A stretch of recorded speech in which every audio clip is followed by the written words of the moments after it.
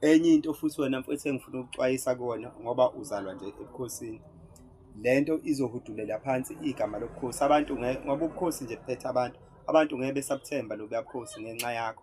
Uhambe uqamba amanga bethi abantu shuthi nalobu bukhosi buyinto kanje, kanti cha, akuhlangene nje nakancane naleya nto. Uwena nje oy'qolela abantu lokhu uthi unensipho, uMgabe noMandela, ekubeni wazi kahle mfowethu ayikho leya nto. Iy'nyanga nje lezi esey'xakwe ama-products azo, zabona ukuthi ngoba abantu ngathi bayakulalela zase ziza kuwena zathi akube sengathi awakho, ngoba nakhu bebona ukuthi wena uyalalela, nawe usuthi awakho ngempela. Uyazi mfowethu ukuthi ayikho leya nto.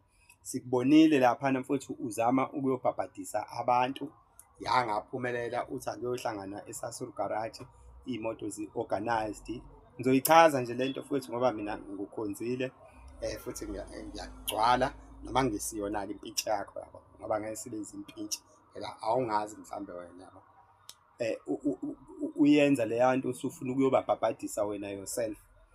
Usuka lapha esibaneni senkazimulo emva kokuba kade uxabene nomunye umngani wakhe naxabana naye, nibanga yona njalo imali.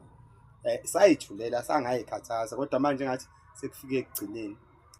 Uyenza leya nto abantu bazoyobhabhadiswa this and that, wayibona ukuthi ayiphumeleli, wayiyeka leya nto. Enye into futhi engifuna ukukuxwayisa kuyona, ngicela ukhiphe isalukazi kuleya nto leyana futhi umama laphana, uma wakho ngicela ungamfaki lento usuyifake inyanga uyigxishe ukuthi ayithini. Uma wakho unegama mfowethu, uyaziwa uMakhosi, uyaziwa nje kudala, kade wawuqala lo msebenzi, kodwa wena usumshintshise i-strategy, usufuna enze ngale ndlela yakho le mfowethu.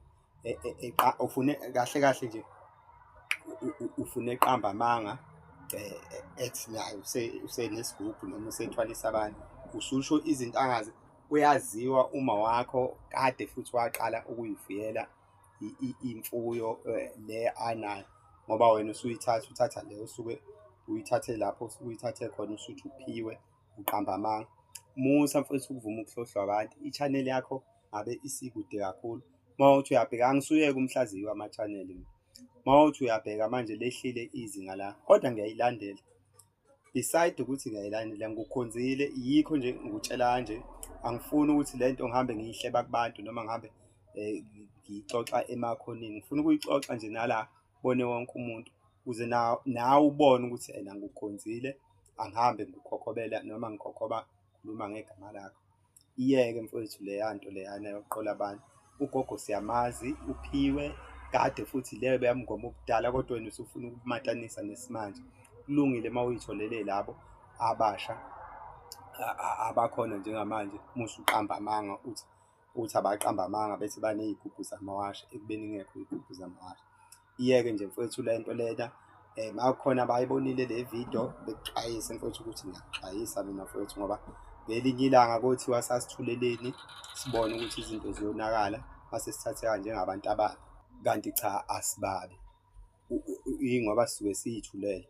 Yabo nje ingane yami ngaphatheka kabi nje izofuna imali, ithi iya kuyodliwa into. Uyazi akukho nto eyodliwa mfowethu, akukho nto eyodliwa mfowethu.